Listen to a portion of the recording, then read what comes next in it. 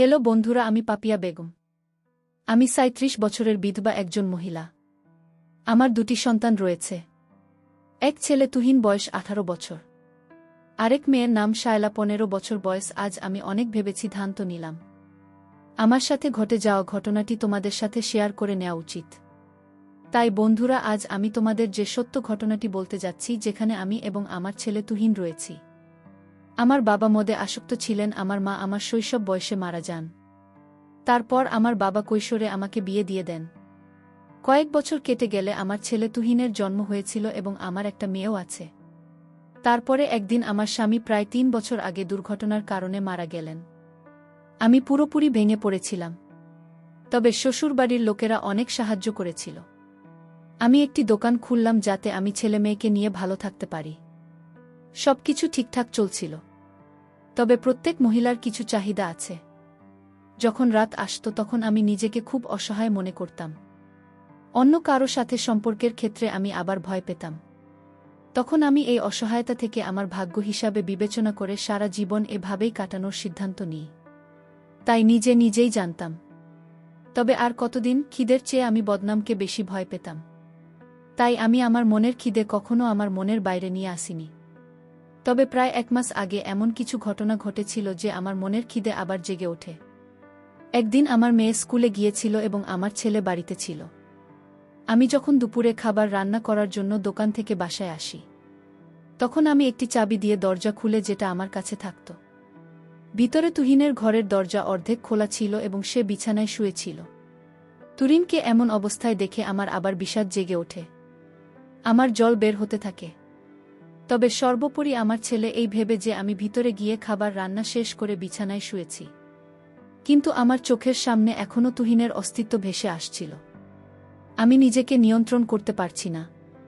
আমি আমার ইচ্ছেকে নিজেই শান্ত করার চেষ্টা করলাম। কিন্তু তবুও মন মানতে চাইছে না। সে আমার ছেলে, মা হয়ে আমি কিভাবে এসব চিন্তা করি? এ সময় নিজেকে খুবই অপরাধী মনে হচ্ছে। কিন্তু আমার তো মনে একটা ব্যথা আছে। সেই কষ্টকে নিবারণ করবে। এই কথা চিন্তা করতে করতে রাতে আমি ঠিকভাবে ঘুমাতে পারিনি। আমার খুব ইচ্ছে করছিল তুহিনকে দিয়ে লাগাতে। রাত প্রায় ১০টা বাজে। আমি আর শালা এক জায়গায় ঘুমাই। আমাদের বাড়িতে ২টি রুম ছিল। আমি ঘুমের ভান করে শুয়েছিলাম। হঠাৎ তুহিনের রুম থেকে শব্দ আসলো। দুদিন উঠে বাথরুমে চলে গেল। আমি মনে মনে ভাবছি, আজকের এই সুযোগ কাজে লাগাতে হবে। একটু পরে আমিও চলে যাই। গিয়ে দেখি উনি চোখ বন্ধ করে আমার নাম ধরে ধরে কাজ করছে। আমি একটু সময় দাঁড়িয়ে রইলাম। হঠাৎ আমি তুহিনের কানে ধরলাম, এসব কি হচ্ছে? তুহিন কেঁপে উঠল। ভয় পেয়ে সে তার সারা শরীর কাঁপতে লাগল। তুহিন বলল, মা, আমার ভুল হয়েছে, আর কখনো এমন কাজ করব না। আমি বললাম, এসব কয়দিন থেকে হচ্ছে? ২ দিন। বলল, অনেক আগে থেকে মা। আমি বললাম, তুই কি জানিস না এসব করলে যে শরীরের ক্ষতি হয়? আমি জানি মা, কিন্তু কি করব? আমি তো আর থাকতে পারছি না। তুমি থাকতে পারবে না বলে আমার সাথে কেন এসব করলে? আমার নাম ধরবে কেন? দুনিয়ার মানুষ তোর চোখে পড়েনি মা, ভুল হয়েছে, আর কখনো এমন কাজ করব না। এখন তুমি আমাকে যে শাস্তি দেবে আমি মেনে নেব। আমি তুহিনের ভয় দেখে মনে মনে হাসছি, কিন্তু তার সাথে ঠিকই রাগ করে কথা বলছি। তার ওটা দাঁড়িয়ে আছে। আমি লোক সামলাতে পারিনি। আর ভাবছি, আজ আমার এই সুযোগটা কাজে লাগিয়ে তুহিনকে আমার স্বামী বানান। ঠিক আছে, আজ তোকে কিছু বলবো না, কিন্তু কাল তুই কলেজে যাবি না। তুই বাসায় থাকবে, তোর শাস্তি আছে। তুহিন বলল, ঠিক আছে মা, কাল বাসায় থাকবো। রাতে আমি মা ছেলের গল্প পড়ার পরে আমি আস্তে আস্তে আমার নিজের জায়গা হাত দিলাম। আমার আবেগ সম্পূর্ণ সহনশীলতার বাইরে ছিল। আমি কল্পনা করেছিলাম তুহিন আমাকে নিয়ে কত কিছু করছে। সে কি আমাকে বিয়ে করবে? আমি তার সাথে লাগাতে পারব? থাকে কি আমি এখন লাগাতে দেব? এসব চিন্তা করে আমি রাতে ঘুমাতে পারিনি। দেখা যাক সকালে কি হয়। সকালে ঘুম থেকে উঠে সাজগোজ করলাম, নতুন শাড়ি পরলাম এবং তুহিনকে ডাকলাম। শেষে আমার সামনে দাঁড়িয়ে আছে, আমার দিকে হাঁ করে তাকিয়ে আছে। আমি বললাম, তুই কি আমাকে সত্যি লাগাতে চাস? তুহিন বলল, হ্যাঁ মা, তোমাকে আমি বিয়ে করতে চাই। আমি বললাম, তবে আমার একটা শর্ত আছে। দূর, আমাকে কথা দিতে হবে জীবনে আর কোনোদিন হাতের কাজ করতে পারবি না। তুহিন খুশি হয়ে বলল, ঠিক আছে, তুমি যা বলবে আমি তাই করব। আমি বললাম, ঠিক আছে, এখন আমি তোর পরীক্ষা নেব। আমার স্বামী হওয়ার যোগ্য আছে কিনা আমার রুমে চলে আসো। রুমে নিয়ে তুহিনকে ২০ মিনিট খাওয়ালাম। এরপর একটানা ৩ বার কাজ করলাম। আমি মনে মনে খুশি। তুমিও তো ঠিক আছে, তাকে বিয়ে করা যাবে। আমিও সিদ্ধান্ত করে নিলাম তাকে বিয়ে করব। সেদিন রাতে আমি আর শায়লা ঘুমিয়েছিলাম। হঠাৎ ঘুম থেকে উঠলাম। তুহিন আসলো আমার রুমে। এই আক্রমণে আমি অস্থির হয়ে তুহিনকে অন্যদিকে ঠেলে দিয়ে উঠে দাঁড়ালাম এবং আমার সবকিছু ঠিক করতে শুরু করি। তখন তুহিন শুইয়ে দিয়ে বলল, মা, প্রতিদিন তুমি কাজ করার সময় তোমাকে দেখি এবং আমি তোমাকে সবসময় দরজার ফোঁটা দিয়ে তোমাকে দেখি। তুমি মা ছেলের সম্পর্কে ভুলে যাও, কেবল তুমি নিজের মেয়েটাও। কারণ আজ অবধি আমি কেবল তোমায় ভেবে নিজের ফেলেছি। আমার জীবনে আজ আমি তোমার সব কষ্ট মুছে ফেলব। আজ আমি তোমার ছেলে নই। আজ আমি স্বামী হতে চাই। এই বলে তুমি মনের সুখে আবোল তাবোল বলছে। তখন আমি সমস্ত কিছু ভুলে গেলাম। আমার নিজের উপর নিয়ন্ত্রণ ছিল না। ঠিক তখন আমি তুহিনের দিকে তাকালাম। তাকে একটা হাতকাটা লোকের মতো লাগছিল আর তার বাবার চেয়ে দীর্ঘক্ষণের কথা চিন্তা করতে লাগলাম। আর তুই না আমার কোনো বাধা না পেয়ে তার মুখে হাসি ফুটে উঠল। আমি আমাদের এলাকার সবথেকে সুন্দর মহিলা ছিলাম আর চাইতাম কেউ আমাকে দেখুক, আমাকে দিক। আমি বললাম, তুই আমাকে তুই দে এবং আমাকে নিয়ে তোর মনে যা আসে তাই করো। আমাকে মেরে ফেল, আমাকে গালাগালি করো, তুই যা চাস তাই করো। আজ তোকে কিছু বলবো না। আজ তুই আমার স্বামী। আমার কষ্ট মুছে তুহিন। আমি তোমাকে সত্যিকারের বউ বানিয়ে নেব। তোমায় আমি আজ সব কষ্ট মুছে দিয়ে খুব মজা দেব। তুমি কষ্ট পেলেও আজ আমি সেটা দেখব না। আমি আজ পুরো এলাকাটি জানাতে চাই যে তুমি আমার সাথে আছো। আমি খুব চিৎকার দিচ্ছি জুড়ে জুড়ে। আমার চিৎকার এত জোরে বেরিয়ে এলো যে কণ্ঠ শুনে আমার মেয়ে শায়লা ঘুম থেকে জেগে বলল, কি হয়েছে মা? আমরা মা ও ছেলে দুজনেই আমাদের কাজে ব্যস্ত। আমি বললাম, কিছু না রে মা, তুই ঘুমা। শালা বলল, মা, ভাইয়া তোমার সাথে কি করছে? আমি বললাম, তোর ভাই আমাকে ভালোবাসছে, তোর বিয়ে হলে তুই বুঝবি। আমি ভয় পেয়েছিলাম শায়লা কি বলবে, কিন্তু শালা বলল, মা, তোমরা প্রেম করো, আমি ঘুমাই। সালের কথা শুনে আমরা মা ছেলে হেসে উঠলাম। তুহিন বলল, আরে শালা, ভালোবাসার এই উপহার। তোর বিয়ে হলে বুঝতে পারবি। আমি বললাম, হ্যাঁ। 2 দিন কাজ করে করে বলল, মা, আমি প্রতিদিন তোমার সাথে কাজ করতে চাই। আমার লক্ষ্মী ছেলে, চিন্তা করিস না। এখন থেকে যখন তোর খেতে মন চাইবে তখনই আমাকে বলবি। শালা বলল, ভাইয়া তুমি আমাকে অনেক ভালোবাস তাই না? আমি বললাম, হ্যাঁ, মাকে খুব ভালোবাসি। আর এখন তুই ঘুমা। আমার মনে ভয় জেগেছিল যে শালা হয়তো এসব মেনে নেবে না, কিন্তু পরে শায়লা আমাদের নিয়ে কিছু বলেনি। আমিও আর কিছু সময় পর আমরা মা মেয়ে দুজনে ঘুমিয়ে পড়লাম। পরের দিন আমি দোকানে গিয়েছিলাম এবং আমার ছেলে কলেজে। দিনটি সাধারণ দিনের মতো চলে যায়। সত্যি বলতে আমি আমার স্বামীর চেয়ে আমার ছেলেকে বেশি পছন্দ করেছিলাম। আর এখন আমি অপবাদে ভয় পেতাম না, কারণ আমি বাড়িতে সব কিছু পেয়েছিলাম।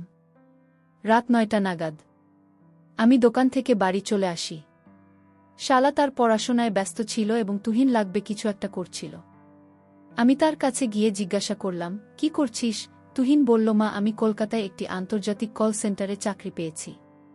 মাসে বেতন 28,000 টাকা এবং আলাদাভাবে আমাদেরকে একটা ফ্ল্যাট দেওয়া হবে। আমি বললাম, এটা খুব খুশির সংবাদ।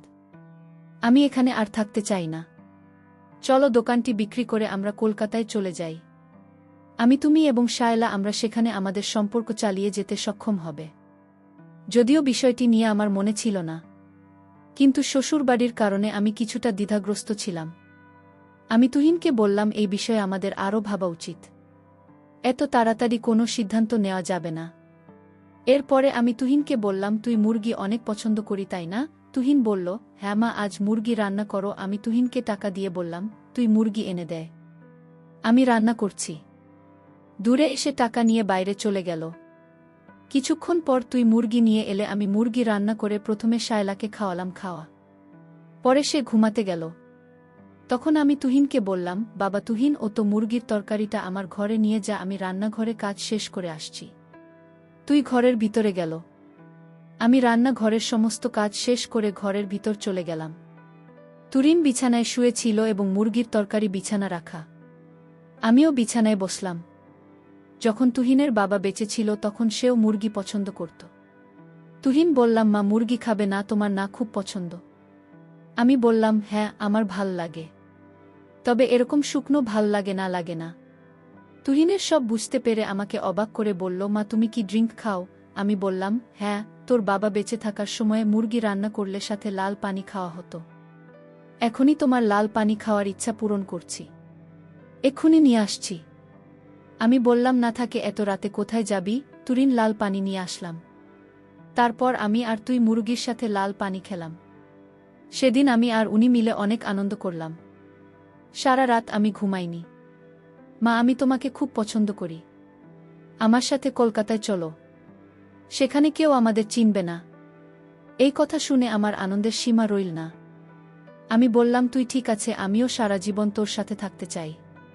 তবে সেখানে যদি কেউ জিজ্ঞেস করে তোর বাবাকে এবং আমার সাথে সম্পর্ক কি, তখন তুই কি বলবি? তুমি চিন্তা করো না, বড় শহরে কাউকে নিয়ে কেউ ভাবে না। তারপরও যদি কেউ জিজ্ঞাসা করে, আমি বলবো যে আমি তোমার স্বামী। আমি বললাম, তুহিন, তাহলে ঠিক আছে।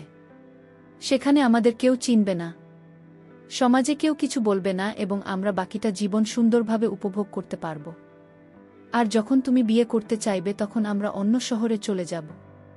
মা, আমি আর বিয়ে করব না, তোমাকে পেয়ে আমি খুশি। তুহিনের কথা শুনে আমি আনন্দে হেসে উঠলাম। তুমি কি বলছো মা? যত তাড়াতাড়ি সম্ভব পরিকল্পনা করতে হবে। কিন্তু শায়লাকে কিভাবে বোঝাব? আমি বললাম, আমি তাকে বোঝা, তুই চিন্তা করিস না। না, আমি তাকে সব বোঝাব। তবে আমিও তোর কাছ থেকে একটি জিনিস চাই। পরদিন সকাল 8টায় উঠলাম। আমাদের ঘুমে দেখে শায়লা স্কুলে চলে গেছে। তবে এটা আমাদের পক্ষে ভালো ছিল। তাই সকালের নাস্তা শেষে আমরা পরিকল্পনা তৈরিতে ব্যস্ত হয়ে পড়ি। ব্যাপারটা কি হবে এবং তাকে কিভাবে রাজি করানো যায়। দুপুর 2টায় শালা স্কুল থেকে এসে চুপচাপ ঘরে ঢুকে আওয়াজ দিলে, এখানে এসো। আমি সঙ্গে সঙ্গে তার কাছে গিয়ে জিজ্ঞাসা করলাম, কি হয়েছে রে শালা, সকালে তুই নাস্তা না করে স্কুলে গেলেই যে? শালা বলল, গত রাতে আমি সব কিছু দেখেছি। কারণ বাবা চলে যাওয়ার পরে আর তোমাকে এত খুশি দেখিনি। আমি বললাম যে এটা কাউকে বলবি না। আর এখন আমরা সবাই কলকাতায় যাব। তাই নাকি মা? শায়লা খুশি হয়ে যায়। তবে আমার পড়াশোনা ঠিকঠাক হবে তো? আমি কাউকে কিছু বলবো না, তুমি আর ভাই যা ঠিক মনে করো তাই করো। আমি তোমাদের পুরোপুরি সমর্থন করব। এই কথা শুনে আমার মন খুশিতে ভরে গেল এবং আমি তুহিনকে সব বললাম। এর কয়েকদিন পর আমরা কলকাতায় রওনা দেওয়ার পরিকল্পনা শুরু করলাম। দোকান বিক্রি করে অনেক টাকা পেয়েছি। সব কিছু ঠিকঠাক করে নির্দিষ্ট সময় অনুযায়ী আমরা সকলেই কলকাতায় যাওয়ার জন্য স্টেশনে পৌঁছলাম এবং ট্রেন আসার সাথে সাথে উঠে বসলাম। 2 দিন পুরো কেবিন বুক করে নিয়েছিল, তাই আমরা সকলে আরামে বসে দুপুরের খাবার খেয়ে কিছুক্ষণ শুয়ে পড়লাম। সন্ধ্যা 6টায় আমার ঘুম ভাঙে। কিন্তু তুহিন এবং শায়লা তখন ঘুমিয়েছিল। আমি তাকিয়ে দেখলাম এখন ট্রেন আমাদের শহরকে অনেক দূরে ফেলে এসেছে। আমি ভাবলাম তুহিন ঘুম থেকে ওঠার আগে তাকে অবাক করে দেওয়া যাক। আমি একটা তকসার জিন্স পরে ট্রেনের জানালা দিয়ে বাইরে তাকিয়ে তুহিনের ওঠার জন্য বসে থাকলাম। প্রায় 7টার দিকে তুহিন ঘুম থেকে উঠে অবাক হয়ে আমার দিকে তাকিয়ে আছে। মা, তোমাকে তো চেনাই যাচ্ছে না, নায়িকা দীপিকার মতো লাগছে। আমি বললাম, তুই তো জানিস তোর বাবা চলে যাওয়ার পর আমি কতটা কষ্টে ছিলাম। এখন আমরা নতুন শহরে চলে যাচ্ছি। তাই আমি ভাবলাম আমিও নিজেকে নতুনভাবে সাজিয়ে জীবনের সকল সুখ খুঁজে নিই। আমি তোমাকে সব সময় সুখী দেখতে চাই না, কারণ আমি তোমাকে সবসময় কাঁদতে দেখেছি। শালা ঘুম থেকে উঠে আমার দিকে হা করে তাকিয়ে আছে। মা, তোমাকে খুব সুন্দর লাগছে, তুমি যে কাজে সুখ পাও তুমি তাই করো, এতে আমার খুব ভাল লাগবে। তাই মা, তুমি যা কিছু করতে চাও তা করো, এতে আমার সর্বদা সমর্থন থাকবে। আমার মেয়ের মুখ থেকে এমন কথা শুনে আমি মনে মনে খুব খুশি হই, এই ভেবে যে আমার মেয়ে আমার মনের সব কষ্ট বুঝতে পেরেছে। তখন আমি শায়লাকে বললাম যে তোর বাবার পরে এখন আমি কেবল তোর ভাইয়ের মাঝে সুখ খুঁজে পাই। নতুন শহরে যদি তোর ভাইকে বাবা বলতে হয় তবে কি তোর কোনো আপত্তি থাকবে? শালা বলল, আমি জানি এবং আমি দেখেছি ভাই তোমাকে খুব ভালোবাসে, তাই তাকে বাবা বলতে আমার কোনো সমস্যা নেই।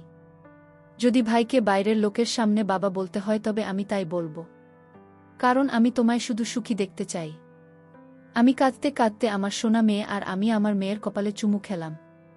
শালা বলল, ভাই, মা তোমার সাথে খুব খুশি, এটা দেখে আমার খুবই ভালো লাগে। আমি তোমাকে সুখে রাখার জন্য যথাসাধ্য চেষ্টা করি। এভাবে রাত 9টা বেজে গেল, রাতের খাবার আসো। আমরা সবাই হাত ধুয়ে বসলাম। তখন শালা বলল, এই কথা আমাকে খানিকটা নাড়া দিয়েছিল। তখন জনবল, আমি চাই তুমি সব সময় ভাইয়ের সাথে বসে খাবার খাও। এই কথা শুনে তুহিন আমার হাত ধরে তার দিকে টেনে নিয়ে গেল এবং আমাকে তার সাথে বসিয়ে দিন। চিন তুলে উপরের বার্থে বসা। এভাবে আমরা দুজনেই খাবার খাচ্ছিলাম। তারপর তুহিন রসগোল্লা বের করে আমাকে একটা দিল। আমি রসগোল্লা নিয়ে গেলাম। তখন জল খাওয়া শেষ করে নিচে নেমে আমরা দুজনেই তাড়াতাড়ি করে বসে পড়লাম। আমাদের দিকে তখন ওয়েটার এসে খালি প্লেটগুলো নিয়ে গেল। তুহিন বলল, মা, আগামীকাল কলকাতা যাওয়ার পর আমরা যা খুশি তাই করব। তার এমন কথা না চাইলেও আমাকে মানতে হলো। তারপর আমরা চুপচাপ ঘুমিয়ে পড়লাম। আমাদের নিজ আসলে পরদিন সকাল 7টায় আমরা কলকাতায় পৌঁছালাম। আমরা 3 জন ট্রেন থেকে নেমে হোটেল বুক করলাম। প্রথমে হোটেলের একটি রুম নেই। তারপর নাস্তা শেষে আমরা সকাল 9টার দিকে বাজারে যাই এবং সেখানে যাওয়ার পরে আমি বিয়ের কেনাকাটা কিছু কিনলাম। তারপর আমরা 3 জন মিষ্টি ও মালা নিয়ে সরাসরি মন্দিরে গেলাম। দুদিন সেখানে আগে বিয়ের জন্য বুক করে রেখেছিল। আমরা 12টার সময় মন্দিরে পৌঁছে গেলাম। কিছুক্ষণ পরে পুরোহিত এসে প্রথম বরকে অর্থাৎ তুহিনকে বসান। তারপর আমাকে ডাকলেন। আমি গিয়ে তুহিনের পাশে বসলাম। প্রায় 1 ঘণ্টা বিয়ের মন্ত্র পুরোহিত ও পরে তুহিনকে আমার গলায় মঙ্গলসূত্র পরে বললেন।